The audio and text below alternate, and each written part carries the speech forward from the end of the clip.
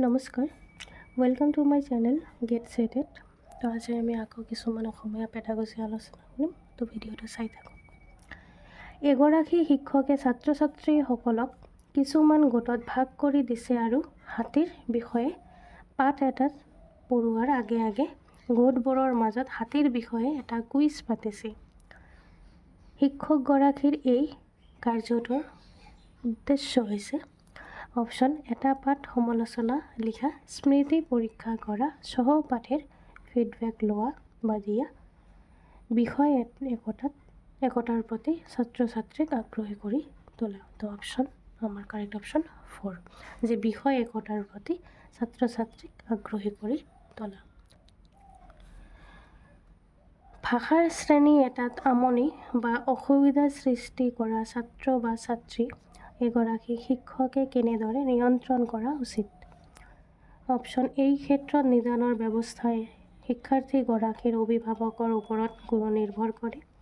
শিক্ষাৰ্থীগৰাকীৰ আচৰণৰ বিষয়ে বিদ্যালয় কৰ্তৃপক্ষৰ অৱগত কৰি শ্ৰেণীটোৰ অধ্যাৱসায়ী শিক্ষাৰ্থীসকলক সম্বোধন কৰি বা গুৰুত্ব দি প্ৰথমে ছাত্ৰ বা ছাত্ৰীগৰাকীৰ সৈতে কথা পাতি নিদানৰ ব্যৱস্থা কৰি। তো সঠিক যিটো আমাৰ হৈছে অপশ্যন নম্বৰ 4, প্ৰথমে ছাত্ৰ ছাত্ৰীগৰাকীৰ সৈতে কথা পাতি নিদানৰ ব্যৱস্থা কৰি। কাৰণ অসুবিধা পাইছে বা আমনি পাইছে তো তেতিয়া। নেক্সট, ছাত্ৰ ছাত্ৰীসকলে ধাৰণাৰ মস্তিষ্ক মন্থন কৰে, সিজিল বা থানথিত লগাই খচৰা প্ৰস্তুত কৰে, সম্পাদনা কৰে আৰু তেওঁলোকৰ কামৰ পুনৰীক্ষণ কৰে। তো উদ্ধৃত প্ৰক্ৰিয়াটোৱে তলত দিয়া কোনটো দক্ষতাৰ প্ৰতিফলন কৰে? লিখন, শ্ৰৱণ, কথন, পঠন। তো সঠিক উত্তৰ হৈছে আমাৰ কি? লিখন। যেতিয়া আমি লিখোঁ, কিবা বস্তু আমি লিখিম, এনেকুৱা নহয় যে মই কিতাপত কিবা চাইছোঁ কিতাপত লিখিম, এনেকুৱা নহয় মই নিজে কিছুমান লিখিম, নতুন কিবা নিজে কিবা ক্ৰিয়েট কৰিম। তেতিয়া আমাৰ কি হ'ব? মস্তিষ্ক মন্থন হ'ব, যিটো ব্ৰেইন ষ্ট্ৰমিং। আমি ভাবিম আমি কি কোনটো টপিকত কৰিম, আমি কেনেকৈ কৰিম, কি উপায় হ'ব নহ'ব সেইটো। তাৰপিছত সিজিল কৰিম, তাৰপিছত খচৰা প্ৰস্তুত কৰিম, তাৰপিছত সম্পাদনা, তাৰপিছত আমি পুনৰীক্ষণ কৰিম যে মই যিটো যেনেকৈ লিখিব খুজিছোঁ বা যিটো উদ্দেশ্যত লিখিব খুজিছোঁ সেইটো একচুৱেলি হৈছে নে নাই। Next question, assertion reason. Assertion প্ৰাথমিক পৰ্যায়ত পঠন আৰু লিখন দক্ষতাই সমালোচনাত্মক বা সুবিবেচক চিন্তনত সহায় কৰে। ৰিজন, সমালোচনাত্মক বা সুবিবেচক চিন্তন হৈছে পঠন আৰু লিখন দক্ষতাৰ এক দক্ষতা। তো কাৰেক্ট অপশ্যন হৈছে আমাৰ কি? 2, এছাৰশ্যন শুদ্ধ আৰু ৰিজন অশুদ্ধ। কাৰণ ৰিজনটোত আমাৰ কি কৈছে যে সমালোচনাত্মক সুবিধাবেচক চিন্তন হৈছে পঠন আৰু লিখন দক্ষতাৰ এক দক্ষতা। সমালোচনাত্মক হৈছে কোনটো? সমালোচনাত্মকটো হৈছে আমাৰ ক্ৰিয়েটিভ, যিটো আমাৰ ক্ৰিটিকেল থিংকিং, সেইটোৰ কথা কৈছে। নেক্সট, ভাষাৰ দক্ষতা কেনেদৰে আটাইতকৈ ফলপ্ৰসূ ৰূপে শিকিব পৰা যায়? অপশ্যন সংহতিপূৰ্ণ ধৰণে আগবাঢ়ি, কেৱল লিখিত পৰীক্ষা বা প্ৰদত্ত কাৰ্যৰ দ্বাৰা, যদিহে শিক্ষকগৰাকীয়ে এটা সময়ত এটা মাত্ৰ দক্ষতা শিকোৱাত গুৰুত্ব দিয়ে, ভাষাৰ প্ৰত্যাহ্বানপূৰ্ণ আৰু যান্ত্ৰিক অনুশীলনৰ সহায়ত। অপশ্যন কাৰেক্ট অপশ্যন 1, সংহতিপূৰ্ণ ধৰণে আগবাঢ়ি। নেক্সট কুৱেশ্যন, শিক্ষাৰ্থীয়ে বৰ্ণনাৰ দক্ষতা বুজি পাইছে নে নাই জানিবৰ কাৰণে শিক্ষকে তেওঁলোকক কি কৰিবলৈ দিয়া হৈছে?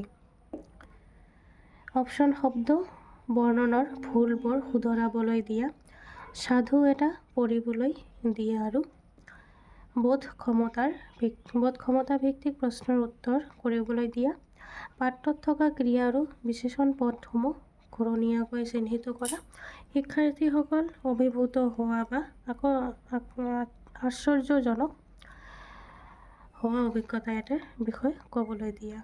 তো সঠিক উত্তৰটো হৈছে আমাৰ 4। নেক্সট কুৱেশ্যন, সপ্তম মানৰ এগৰাকী শিক্ষকে পুথিৰ পৰিৱৰ্তে অন্যান্য কিতাপ পঢ়াত গুৰুত্ব দিছে। এই ক্ষেত্ৰত শিক্ষকগৰাকীয়ে কেনেধৰণৰ পঠনক উৎসাহিত কৰিছে?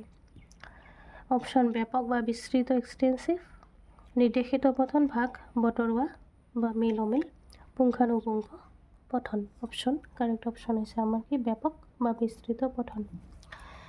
এগৰাকী অধ্যক্ষই ভাষাৰ শিক্ষকক নতুন শ্ৰেণীবোৰ আৰম্ভ হোৱাৰ আগে আগে পাঠ্যপুথি আৰু অন্যান্য সমল বাছনি কৰিবলৈ দিছে। শিক্ষকজনৰ চয়ন প্ৰক্ৰিয়াত তলত দিয়া কোনটো প্ৰাসংগিক নহয় বুলি কৈছে। শিক্ষাৰ্থীৰ স্তৰৰ ধাৰণাৰ জটিলতা আৰু সামগ্ৰিক গভীৰতা, শিশুৰ শিকন প্ৰয়োজন আৰু সিহঁতে জনা ভাষা জ্ঞান, সমল আৰু পুথিসমূহৰ অভিজ্ঞতা। যে নহয় বুলি কৈছে কোনটো হ'ব যে ধাৰণাৰ জটিলতা আৰু সামগ্ৰীৰ গভীৰতা। শিক্ষাৰ্থীয়ে ব্যৱহাৰ কৰা ভাষা সামগ্ৰীসমূহৰ ব্যৱহাৰ পৰ্যবেক্ষণ কৰিবলৈ তলত উল্লেখ কৰা চৰ্তসমূহৰ কোনটো আটাইতকৈ গুৰুত্বপূৰ্ণ তথা উপযোগী? অপশ্যন পৰ্যবেক্ষণ, ফিডবেক, লিখিত প্ৰতিবেদন, পৰীক্ষণ, তালিকা, অনুমান বা ধাৰণা আৰু শিকন ফলাফল, ব্যৱহাৰযোগ্যতা, পুনৰাবৃত্তি আৰু বাগ্মিতা বা বক্তৃতাৰ ফল, সামগ্ৰীসমূহৰ প্ৰস্তুতকৰণ, উপস্থাপন আৰু অনুশীলন। তোমাৰ সঠিক উত্তৰ যিটো সেইটো হৈছে পৰ্যবেক্ষণ, ফিডবেক আৰু লিখিত প্ৰতিবেদন। নেক্সট কুৱেশ্যন, এগৰাকী শিক্ষকে ষষ্ঠ শ্ৰেণীৰ ছাত্ৰ ছাত্ৰীসমূহৰ লিখিত শিৰোনাম থকা চলচ্চিত্ৰ এখন চাবলৈ দিছে। চলচ্চিত্ৰখনৰ কাহিনী ভাগ তেওঁলোকৰ পাঠ্যপুথিত থকা পাঠ এটাৰ ভিত্তিত প্ৰস্তুত। লিখিত শিৰোনামেৰে সৈতে চলচ্চিত্ৰখন চাবলৈ দি শিক্ষকগৰাকীয়ে ছাত্ৰ ছাত্ৰীসকলৰ কি উৎসাহিত কৰিবলৈ চেষ্টা কৰিছে? অপশ্যন ছাত্ৰ ছাত্ৰীসকলৰ তেনেধৰণৰ চলচ্চিত্ৰ আৰু বেছিকৈ চাবলৈ উৎসাহ দিয়ে, মৌখিক ইংগিতৰ দ্বাৰা শ্ৰৱণ কৌশল, অভিনেতাসকলৰ কাৰ্যৰ শলাগ লোৱা আৰু সমালোচনা লিখা, সক্ৰিয় দৰ্শন আৰু শ্ৰৱণ কৌশলে সক্ৰিয় দৰ্শন আৰু ছাত্ৰ ছাত্ৰীসকলে নিৰ্ভৰযোগ্য ভাষা সামগ্ৰী ব্যৱহাৰ কৰিবলৈ আগ্ৰহী কৰি তোলা। অপশ্যন কাৰেক্ট যিটো অপশ্যন সেইটো হৈছে আমাৰ কি 4।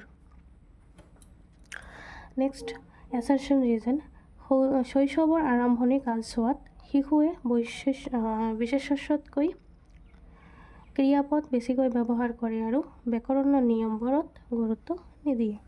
এইটো হৈছে আমাৰ কি শুদ্ধ। শিশুৰ শব্দ ভাণ্ডাৰ টনকিয়াল নহয়, কাৰণ এই কাৰণে আমাৰ কি হৈছে যে শৈশৱৰ আৰম্ভণি কালছোৱাত শিশুৱে বিশেষতকৈ ক্ৰিয়াপদত বেছি গুৰুত্ব দিয়ে। তো সেইটো হৈছে আমাৰ কি উভয় শুদ্ধ বুলি কৈছে। কাৰেক্ট অপশ্যন নম্বৰ 2 যে এ আৰু আৰ উভয় শুদ্ধ আৰু আৰ হৈছে এৰ শুদ্ধ ব্যাখ্যা। নেক্সট কুৱেশ্যন, এটি শিশুৱে তাৰ ভাষাৰ শ্ৰেণীকোঠাৰ অভিজ্ঞতাৰ বিষয়ে কৈছে। শিক্ষকে কেতিয়াবা সিহঁতক চমু মুদি বেগ এটাৰ পৰা কিবা বস্তু এটা উলিয়াবলৈ দিয়ে আৰু বস্তুটো চুই চাই সেইটোৰ বিষয়ে বৰ্ণনা কৰিবলৈ দিছে। এই খেলটো খেলি শিকিবলৈ ভাল। শিশুটিৰ মন্তব্যৰ পৰা তাৰ শিকন অগ্ৰাধিকাৰ প্ৰেফাৰেন্স অফ লাৰ্ণিং কি সেয়া চিহ্নিত কৰা। অপশ্যন মই যেতিয়া অনুকৰণ কৰোঁ ভাষাটো ভালকৈ মনত ৰাখিব পাৰোঁ, মই যেতিয়া বস্তু এটা দেখা পাওঁ ভাষাটো ভালকৈ মনত ৰাখিব পাৰোঁ, মই শুনিবলৈ পালে ভাষাটো ভালকৈ মনত ৰাখিব পাৰোঁ, মই চলা ফিৰা কৰিলে ভাষাটো ভালকৈ মনত ৰাখিব পাৰোঁ। তো সেইটো হৈছে আমাৰ সঠিক উত্তৰ 4। মই যেতিয়া কিবা অৰ্থ বুজি নাপাওঁ তেতিয়া মই কিতাপৰ পাত লুটিয়াওঁ। উদ্ধৃত উদাহৰণৰ উক্তিটো পঢ়া আৰু শিক্ষাৰ্থীয়ে কি কৰে আৰু কি কৌশল অৱলম্বন কৰে তাৰ সৈতে মিলি থকা কৌশলটো বাছি উলিওৱা।